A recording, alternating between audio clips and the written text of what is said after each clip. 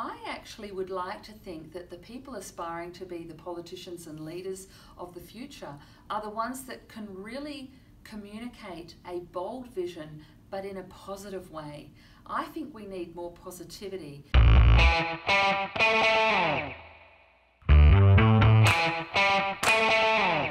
Hey, good morning. This is Dr. Bill Dorfman, and I have my good friend, my best friend, Lord Mayor Lisa Scaffidi from Perth, Australia. Hello. And we're going to do another great Meet the Mentor, and this is going to be a really great one. So Lisa started off her career as a dental therapist. Here it would be more like a dental hygienist. And so when I went to Perth in 2009 to speak to 500 women who are dental therapists, they asked Lisa, who was the mayor at the time, to introduce me. She's been a big supporter of LEAP, and she went on from being a dental therapist to going into the hotel industry and then consulting, and she'll tell you a little bit about that, and then ran for mayor of Perth.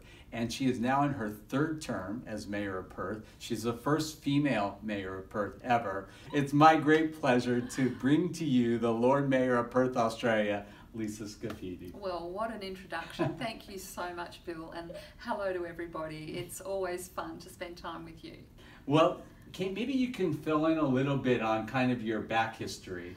Well, I am Perth born, proudly West Australian, and as you've just said, I did study dental therapy when I left school at university, but it wasn't quite for me. Couldn't really converse with people enough when I had my hands in their mouth. So I went on to do a lot of things that a girl born in the 60s dreamt of doing. I was a flight attendant for a while, and then I worked in the hotel industry, as you have said. And as I matured more, I realized that I wanted something with a little bit more focus. And I was very proud to be the state director for the Committee for Economic Development of Australia for 10 years. And it was during that time, I suppose, that I became more politically aware, and with maturity I decided that I might run for council. And when I ran for council, I didn't dare to dream that I would actually be elected, which I was, and it brought a whole new world to me, and it basically opened my eyes to a lot of things in life and about my own city. It was in the first term of that council career that the media started asking me if I would run for mayor, and I thought that was extremely audacious, and I said, how would I do that? I'm only here 5 minutes. I think I need to learn a little bit more about the organisation, understand the massive budgets and what it takes to run a city. But I did throw my hat in the ring for mayor in the second term, but I nearly didn't do it until the last minute, because there were already 4 or 5 men running for the position who were telling everybody that they had it in the bag. So of course I did win, and it changed my life, it changed my world. And it changed Perth too. Perth. And now I'm in my third term, and I've had a few bumpy rides in the last couple of years, but that's taught me that we need to be up for those challenges in life, right? As mayor, what are you most proud of that's happened, while you've been at the helm? I'm most proud of the fact that our city is definitely exuding greater sophistication. Perth sadly used to be referred to as Dullsville, and we were very embarrassed by that title. In fact, I don't like to use the D word too much. And I was completely determined to lose that tag on our city by bringing a lot more vibrancy and allowing a completely different culture to be a part of our city and our people's mindset. What are some of the projects that you've actually been able to push through? We built a new lending library, which we're very proud of. We had dreamt about this new lending library for 15 years, and that is a fully owned City of Perth project. That was a $60 million construction. Wow. It is a library in the round. It's designed by a very famous Australian architect called Kerry Hill. Already it's been open just over a year. We've had over 1 million visitors to the library. Wow. And membership's gone right up. So it's very exciting to have that. And it's in a reborn precinct known as the Treasury Precinct, which is a hotel now that had been the Treasury office. It was vacant for 20 years. And a friend of mine that I went to university with, Adrian Finney, is the champion behind that project. So it was what we call a public-private partnership. And we all came together with the best vision and focus. And the other things that I'm proud of would be some affordable housing projects that we've done, certainly a lot of work in terms of city beautification, other uplighting projects, and for me the economic development stuff. And the reason I'm here in the States right now is because I do come to Houston annually for the World Energy Cities Partnership meetings, and while I've been attending those, I was the one that brokered our initial contact with the Texas Medical Center, because Perth has some amazing medical research going on. We are particularly strong in lifestyle disease research and childhood diseases.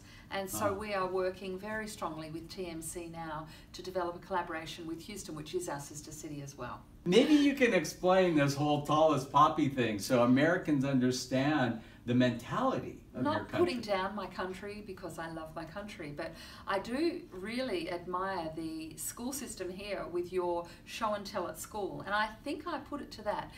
You are educated from a very early age to have great self-confidence and belief in self and good communication skills. And I don't mean to generalise and be in any way disparaging, but I notice on the first day particularly, and you and I have spoken about it a lot, that it's very easy to discern the Aussie kids from the American kids. The Aussie kids are kind of shy in the background and looking, you know, a little bit overwhelmed by it all. By the end of the week, I can't tell the difference between the Australian and the American youth. Let's say, you know, you're a young student out there watching this and you dream about going into politics. How do you prepare yourself for that? Well, I think it's very interesting in a time that we're in right now where there's this populist notion and disruption is so apparent. And I noticed that a lot of the political success is actually being won on projecting fear and uncertainty.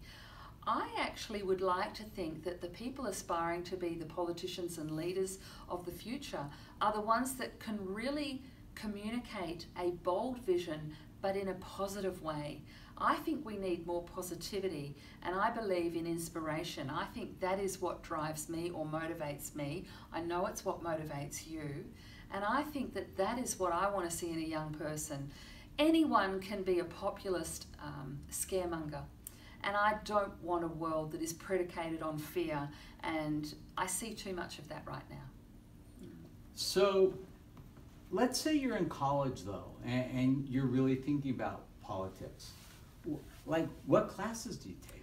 Well, again, you know, I don't necessarily agree with that premise. I would be of the view that you actually go and get a career and you actually live life and get some true blue, as we say in Australia, where am I? True blue experience in that career.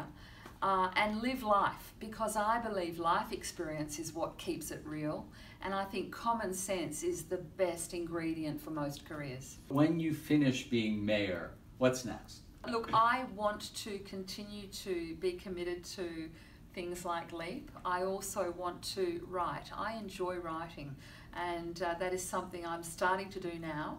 I also want to really probably be involved more so with medical research, be it a board position or even just typing notes for a research doctor. I really don't care what it is. I love medical research, so that's something that appeals to me.